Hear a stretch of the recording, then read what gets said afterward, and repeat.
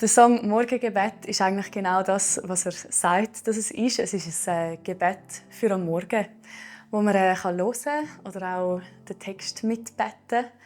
Und es soll einfach ein Einladen sein vom Heiligen Geist in den Tag. Das ist mir irgendwie aufs Herz gekommen, dass man auch Worte hat, wo man am Morgen brauchen kann, um zu sagen, Heiliger Geist, ich lade dich ein und ich tue meine Seele und auch mein Fleisch dir unterordnen. Und mich hat das auch so berührt, die